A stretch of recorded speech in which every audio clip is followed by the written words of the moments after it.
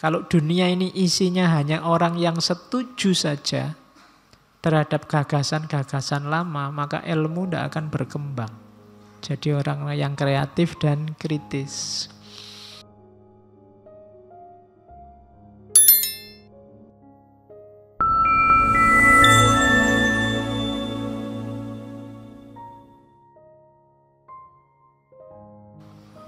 Oke, bismillah. Assalamualaikum warahmatullahi wabarakatuh. Bismillahirrahmanirrahim. Alhamdulillahirabbil alamin. Wa bihi nasta'inu ala umurid dunya waddin. Allahumma sholli wa sallim wa barik ala habibina wa syafi'ina Sayyidina wa maulana Muhammadin wa ala alihi wa ashabihi wa man tabi'ahum bi ihsanin ila yaumiddin. Bismillah. Mari kita lanjutkan ngaji kita.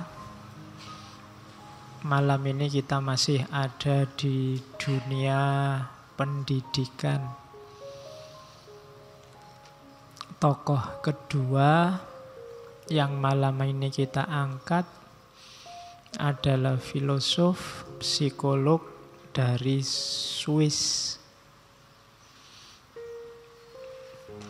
Meskipun Swiss yang berbahasa Perancis, makanya namanya agak bau Perancis. Yang biasa.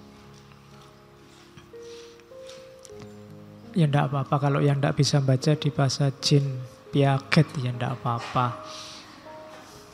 Yang penting tahu yang dimaksud orang itu, kan gitu. Enggak usah minder, enggak. Orang boleh juga membaca nama kita kan, yo kleru-kleru. Superman mungkin jadi Superman gitu kalau orang bule. Makanya kita salah baca nama mereka enggak apa-apa. Yang penting jelas yang dimaksud orangnya, yaitu beliau itu. Jean Piaget ini dikenalnya memang tokoh psikologi pendidikan. Cuma dia sendiri sebenarnya menyebut dirinya tokoh epistemologi. Dia lebih suka disebut sebagai pelopor epistemologi yang generik atau epistemologi yang genetik. Jean Piaget ini sejak kecil sudah istimewa. Umur 11 tahun sudah melakukan penelitian bidang biologi dan tulisannya menggemparkan dunia biologi saat itu. Dia neliti tentang burung gereja. Burung gereja yang warna kulitnya tidak hitam tapi warna kulitnya albino. Itu umur 11 tahun. Kalian masih main kelereng. Ya, tulisannya sudah dimuat di jurnal internasional. Umur 21 tahun sudah PhD. Kalian masih ngopi, nongkrong, ngerokok. Ya, dia sudah PhD, filosofi doktor. Ayahnya memang profesor bidang sastra. Cuma ibunya biasa, hanya saja ibunya ini agak sakit. Punya sedikit sakit jiwa, neurotik. Cuma itu tidak menghalangi seorang Jean Piaget jadi orang besar. Di masa muda dia ahli biologi, kemudian tertarik filsafat, kemudian tertarik psikologi. Jadi dia menjelajah banyak ilmu. Dari ilmu eksakta, ilmu natural sciences, dia PhD-nya PhD natural sciences.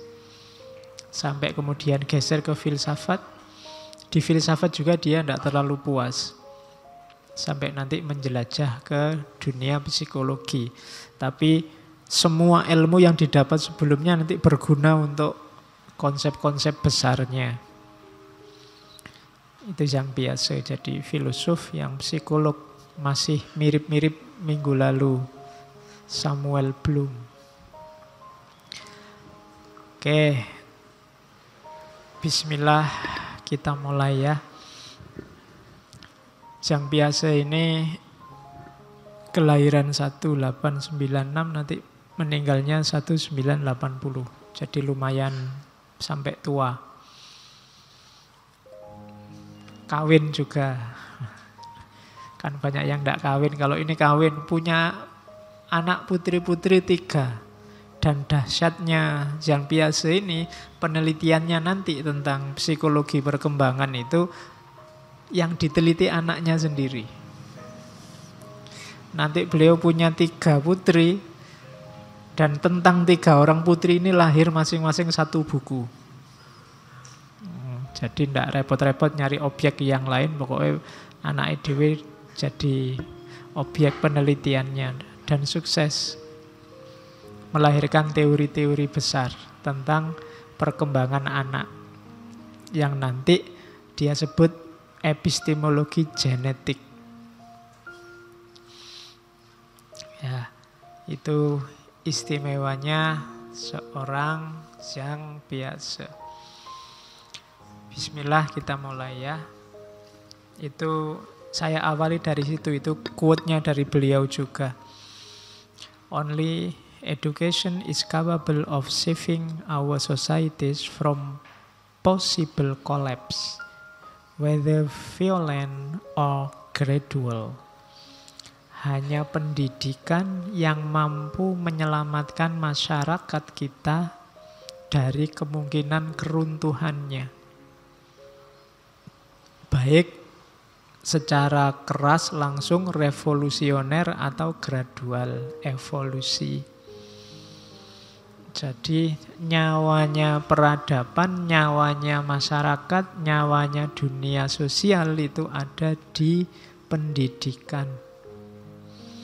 Seperti apa kondisi pendidikan, seperti itulah nanti cerminan masyarakat kita. Kenapa Barat maju? Karena pendidikan di sana maju. Kenapa dulu Islam jaya? Karena pendidikan Islam zaman itu bagus.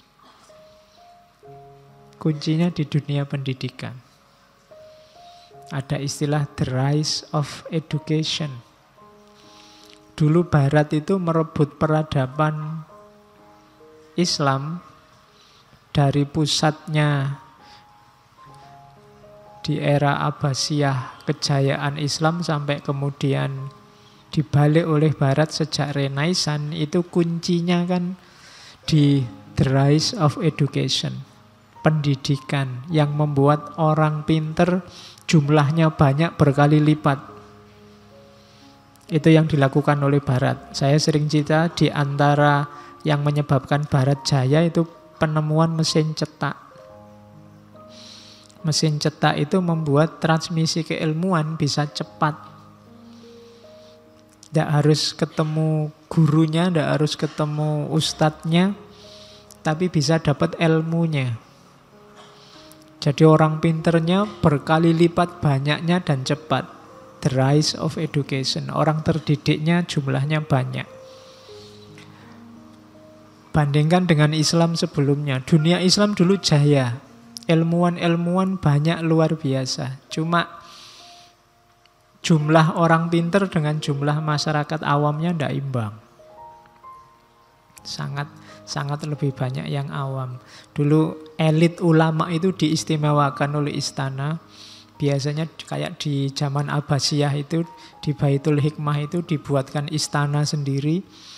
Mereka pokoknya tidak boleh mikir apa-apa, tidak boleh mikir anak, istri, semua dibiayai oleh negara, dibuatkan istana khusus, cukup mengembangkan ilmu saja. Itu zaman kejayaan Islam.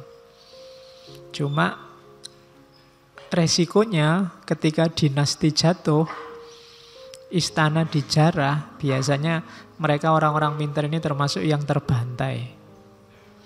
Jadi habisnya cepat, gantinya susah dicari. Kenapa? Karena tidak masif perkembangan ilmunya. Dulu kan kalau di Islam terkenal pakai tinta sama pena. Ditulis tangan, itu betapa lamanya.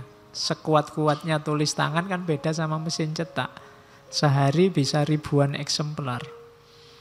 Kalau nulis tangan kamu sampai puyeng ya bisa. Itu pun belum waktu dinasti Datuh, biasanya terus perpustakaannya dihabisin, dijarah, dibakar, buku-bukunya dibuang. Maka dari penguasa peradaban jatuhnya cepat, jadi inferior. Kuncinya di mana? Education. Maka kalau mau Indonesia ini bangkit jadi penguasa peradaban, jalurnya pendidikan, bukan politik. Kalau politik itu ya pendukungnya. Nyawanya, kalau ada yang bilang revolusi mental, itu kuncinya ada di pendidikan.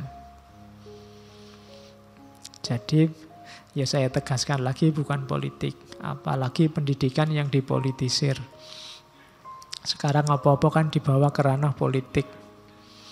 Agama sudah masuk politik. Pendidikan jangan-jangan sudah masuk juga. Nanti semuanya masuk ke politik. Padahal politik itu kan ilmu tata masyarakatnya. Tata masyarakat itu berarti tidak ada hubungannya sama kontennya. Kualitasnya masyarakat ada di education, pendidikan. Sekarang bahkan saya tadi lihat di Twitter itu ada yang guyon, sekarang bahkan sholat pun dipolitisir. Ya, saya tidak tahu kalian kalau tasahud jari satu apa jari dua?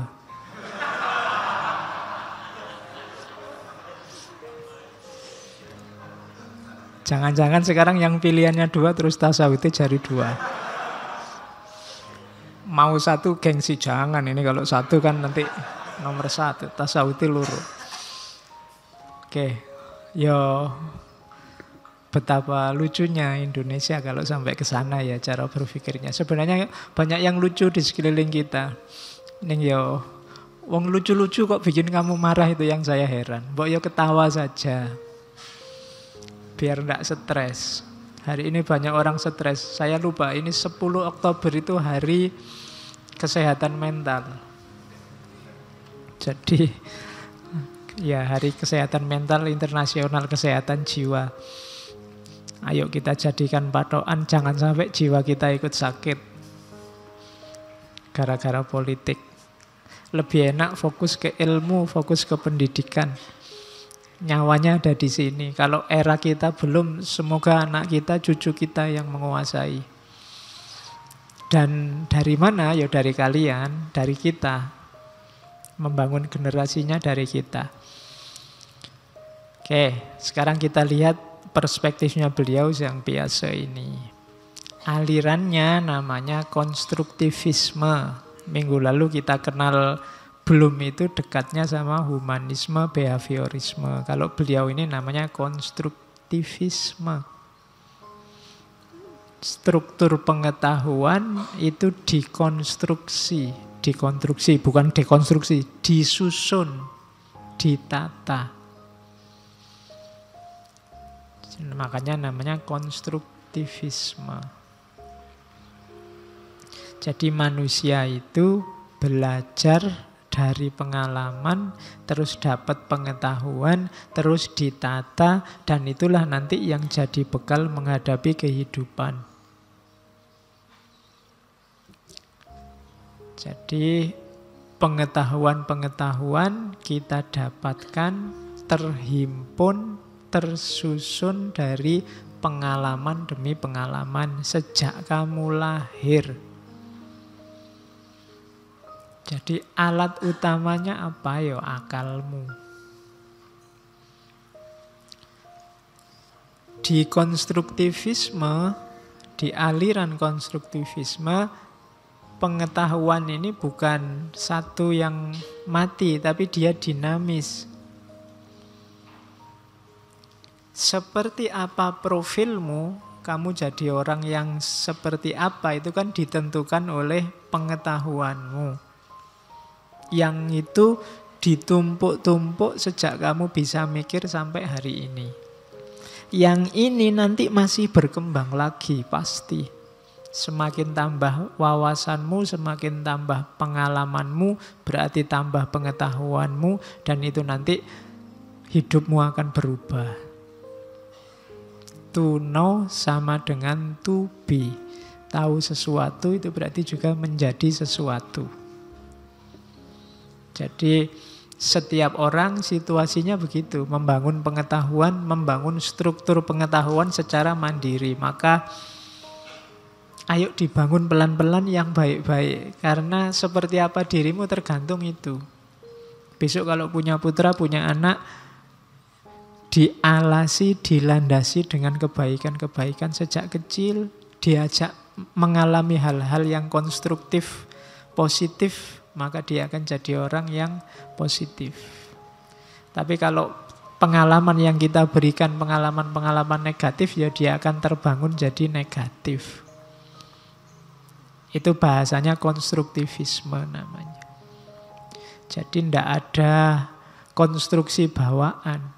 Tidak ada pertanyaan apakah manusia itu hakikatnya baik atau hakikatnya buruk. Hakikat-hakikatan tidak ada. Yang ada dia dibangun atau terbangun jadi baik atau jadi buruk. Itu alirannya namanya konstruktivisme. Cirinya apa pengetahuan dalam konstruktivisme? Pengetahuan dalam konstruktivisme itu ada dalam proses saling mempengaruhi. Sekarang kamu dapat pengetahuan. Pengetahuan ini kamu anggap benar. Besok dapat pengetahuan baru. Pengetahuan baru ini ada di atas pengetahuanmu yang lama. Yang lama tidak hilang sama sekali, direvisi sedikit oleh pengetahuan yang baru. Nanti yang baru ada lagi yang baru. Itu namanya konstruktivisme.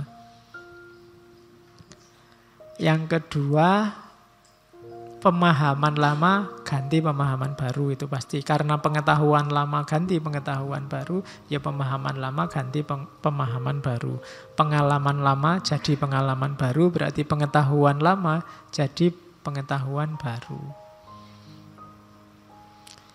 Dari mana munculnya pengetahuan yang baru? Dari pengalaman yang baru. Berarti apa? Pengalaman yang baru ini beda dengan pengetahuan yang lama.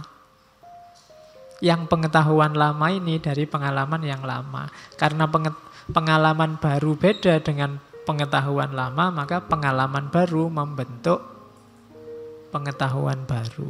Ketika pengetahuanmu baru, konstruksi berpikirmu sekarang juga jadi baru. Kuncinya ada di mana? Kesadaranmu bahwa ternyata teori lama, konsep lama, pengetahuan lama tidak cocok dengan pengetahuan, dengan pengalaman yang sekarang baru. Nah, kuncinya di situ. Ini kalimatnya agak mirip-mirip, pokoknya kamu dengerin lagi nanti ya setelah pulang. Ada pengalaman lama melahirkan pengetahuan lama. Ada pengalaman baru nanti melahirkan pengetahuan baru. Kunci transisinya di mana? Kunci transisinya adalah ketika pengalaman yang baru tidak terjawab oleh pengetahuan yang lama. Maka pengetahuan yang baru ini akan pengalaman yang baru ini akan jadi titik awal lahirnya pengetahuan yang baru. Misalnya, biasanya saya minum teh, tehnya mesti manis. Terus di kepala saya selalu asumsinya ketemu teh ini tenang aja, langsung tak tenggak aja, mesti manis. Bismillahirrahmanirrahim. Kok ternyata ndak manis, berarti beda sama kemarin-kemarin. Oh, berarti kalau kemarin pengetahuanku adalah teh yang disediakan ini selalu manis, sekarang pengetahuannya ganti. Ternyata tidak selalu manis. Tidak selalu manis, ini pengetahuan baru.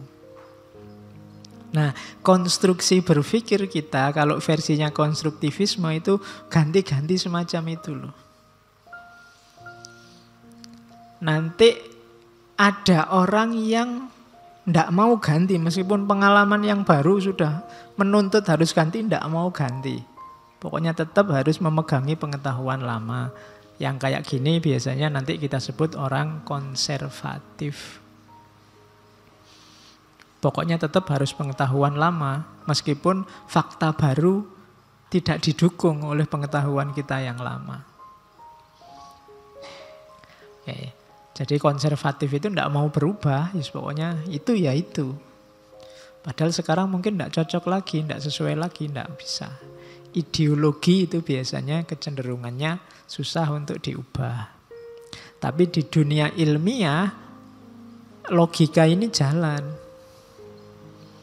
Kalau bahasa kampusnya biasanya pakai istilah continuity and change. Melanjutkan yang lama tapi ada change-nya, ada berubahnya, tidak sama persis. Dulu ketika mesin uap ditemukan itu kan tidak sama persis dengan mesinnya kereta api sekarang. Itu pasti ada continuity, ada teori lama yang dipakai tapi juga ada change-nya. Ada perubahannya. Dulu komputer itu tidak kecil sebuku begini, bentuknya besar, malah hampir sak bangunan. Komputer pertama. Terus orang menemukan hal baru. Hal baru ini kan tidak ninggal komputer yang lama. Sistemnya yang lama dipakai. Tapi sekarang ada perubahan. Ada wawasan baru. Dulu HP itu besar-besar, sak boto itu besarnya. HP zaman awal itu pun orang melongo semua. Kok enak ya bisa nelpon di mana-mana. Biasanya telepon itu kan nongkrong di rumah, sekarang bisa dibawa kemana-mana. Itu orang melongo semua zaman itu. Teknologi telepon genggam yang dibawa kemana-mana itu kan dasarnya telepon rumah itu cuma diadaptasi sesuai situasi yang baru. Nah nanti yang telepon besar itu ya mungkin sekarang lebih simpel lagi. Sekarang tambah jadi kecil-kecil, malah ada yang kecil. Ada yang tipis sekali, ada yang ini. Nah, jadi dulu telepon ya untuk nelpon, sekarang kan macam-macam. Ada smartphone. Smartphone itu kayak lanjutannya telepon, tapi sekarang jadi smartphone. Telepon pintar, lebih pintar daripada yang punya. Oh, iya kan, pasti lebih pintar, dia bisa macam-macam. Oke, jadi itu namanya konstruktivisme. Berarti apa?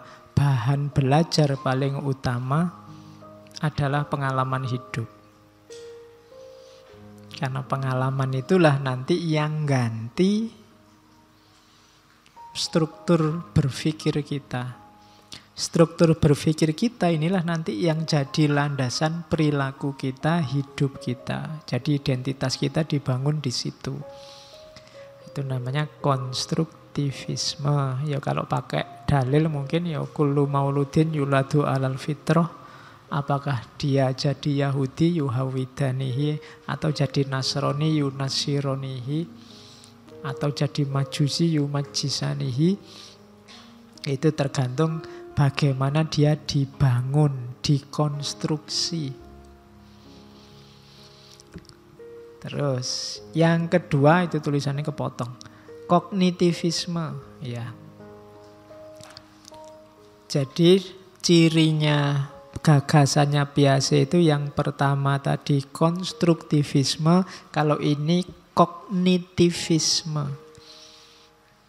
Saya tidak tahu kalau di slide-nya malah kepotong. Kognitivisme itu dari kata-kata kognisi.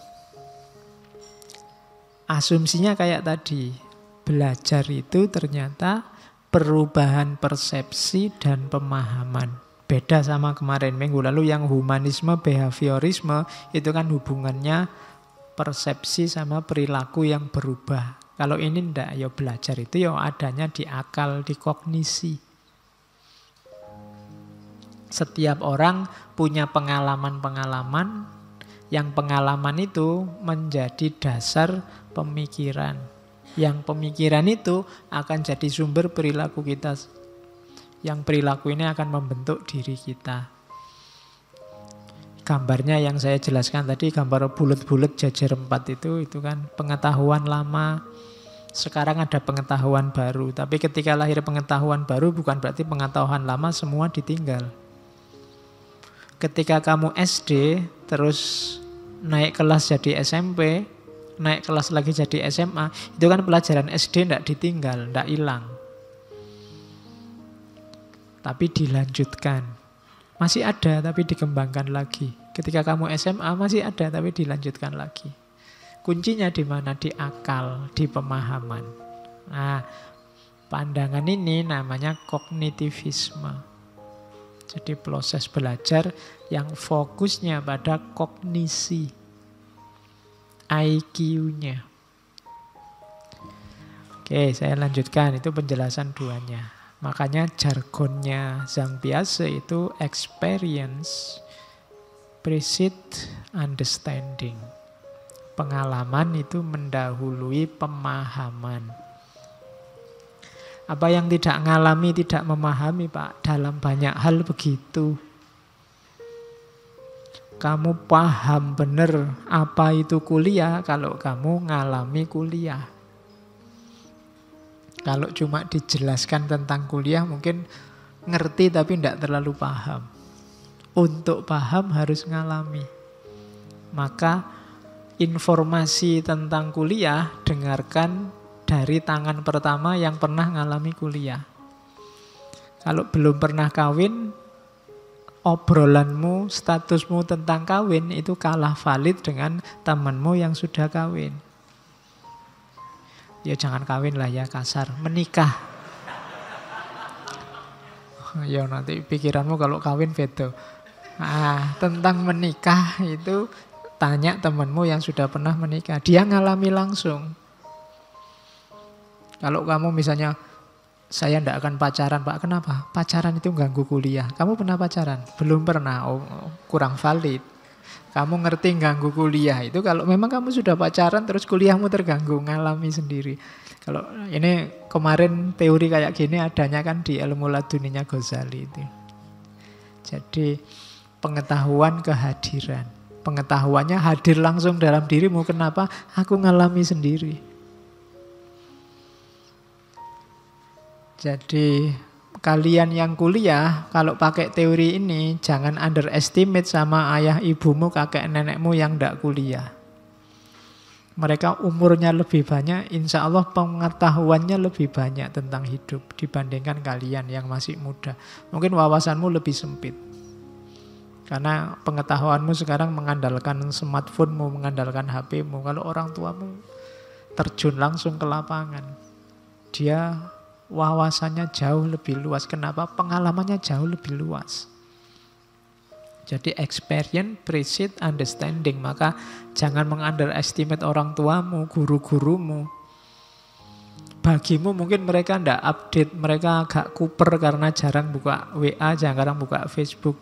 Tapi jangan-jangan pengalamanmu hanya pengalaman WA sama Facebook. Makanya gampang dihapusi, gampang kena hoax. Karena kamu bulet di situ terus, kamu nggak peka terhadap kesejatian. Orang tuamu mungkin lebih peka, karena mereka terjun langsung. Ilmumu kan ilmu buku, atau kalau sekarang ya ilmumu kan ilmu situs, ilmu www itu kan. Andalanmu kan itu. Kalau www nggak paham sekarang jadinya wk itu kan. Jadi andalanmu di situ. Jadi experience precedes understanding. Pengalaman akan membuahkan pengetahuan. Dia mendahului pemahaman. Jargonnya biasa ini. Nah, sekarang saya kutip tujuan pendidikan. The goal of education, tujuan pendidikan itu bukan untuk meningkatkan jumlah pengetahuan, tapi menciptakan kemungkinan-kemungkinan seseorang, kalau itu pakai anak, karena mungkin objek yang diteliti kan putra-putranya sendiri.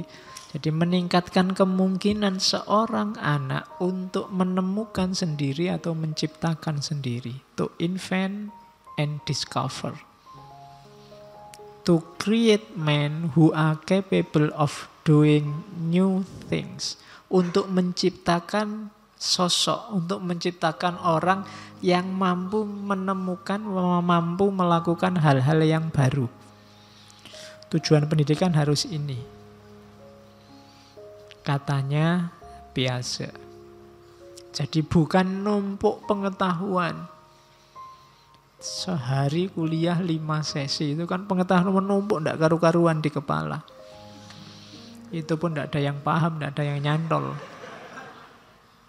Tidak itu katanya Piaget. Kalau cuma itu, kamu tidak harus hadir ke kelas. Kamu titip aja recorder ke temanmu, direkam ke dosennya ngomong apa. Sudah dapat kalau sekedar numpuk pengetahuan. Tapi kan bukan itu.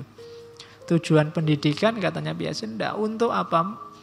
Jadi penemu, kamu harus menemukan sesuatu yang baru. Saya ngomongnya ini, itu jangan kamu hafalkan. Buat apa kamu hafalkan? Ambil inspirasi untuk kamu nemu yang baru. Misalnya tadi saya ngomong, pengalaman adalah sumbernya pengetahuan. Kamu boleh, bagi saya tidak harus ngalami Pak. Kadang-kadang ngarang juga bisa Pak. Jadi pengetahuan baru misalnya. Itu kan terinspirasi dari kalimat tadi kan, tapi kamu tidak menelan begitu saja. Ketika kamu bisa begitu, berarti pendidikan ini sukses. Jadi tidak hanya menurut. Saya kemarin bimbing skripsi itu, setiap paragraf ada kata-kata menurutnya. Sak bab itu menurut kabeh. Mahasiswa kok nurutan gini ya. Iya. Menurut tokoh ini, menurut tokoh itu. Yo, kelihatan kaya referensi, tapi rasanya kok ndak kreatif. Kamu ndak bikin skripsi ini, kayak yang bikin clipping ini.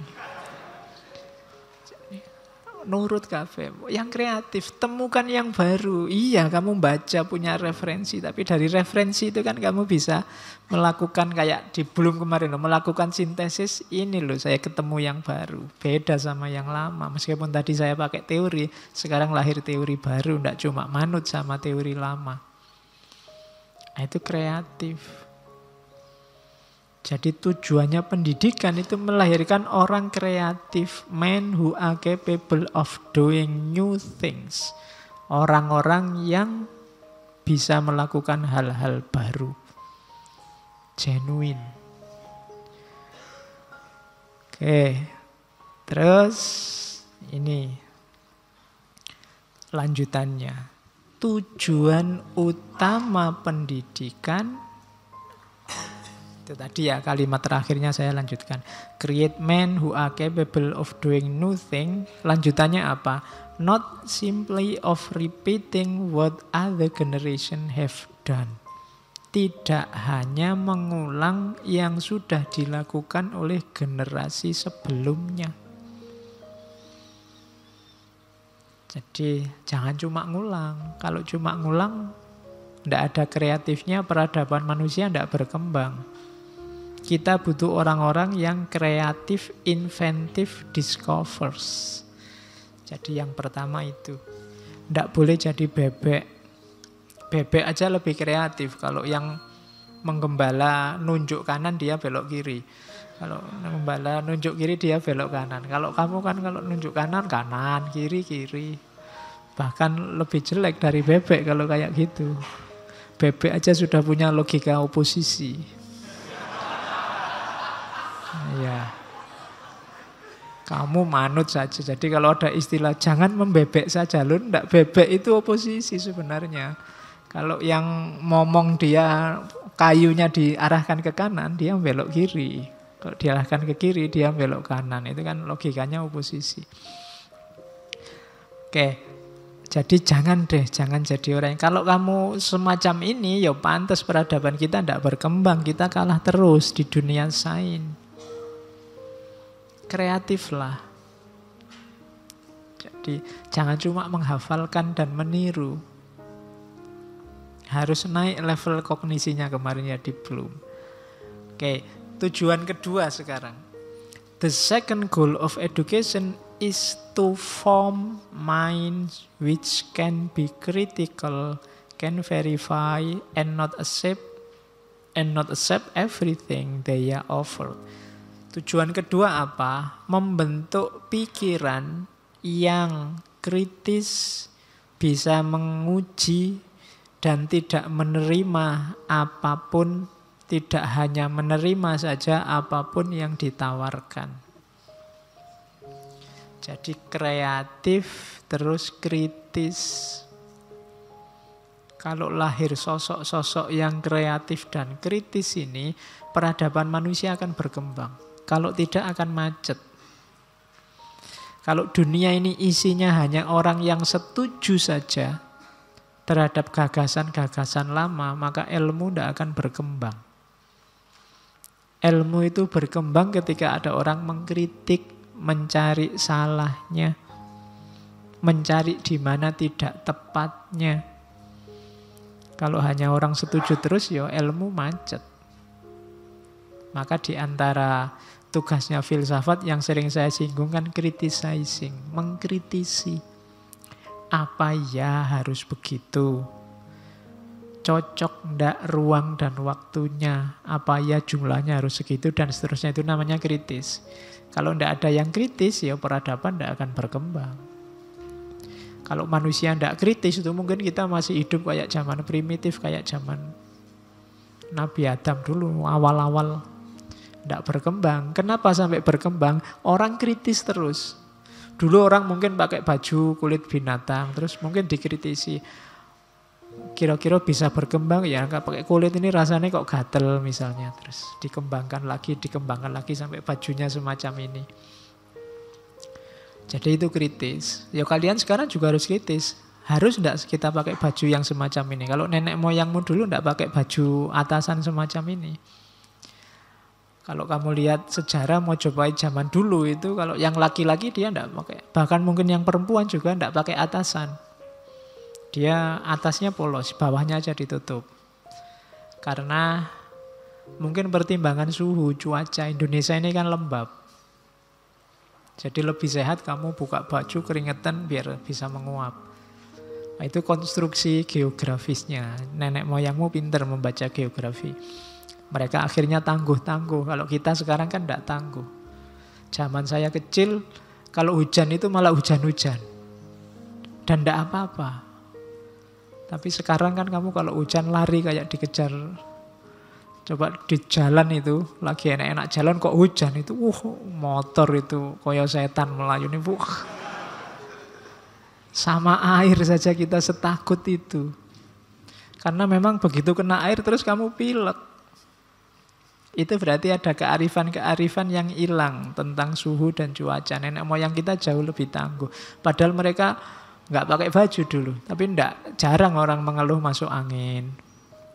Tidak ada kasus-kasus orang sakit gara-gara kena udara.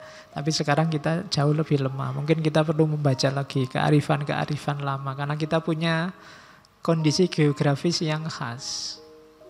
Jangan-jangan itu sebabnya terus lingkungan alam di sekeliling kita rusak. Kita kehilangan banyak kearifan lama.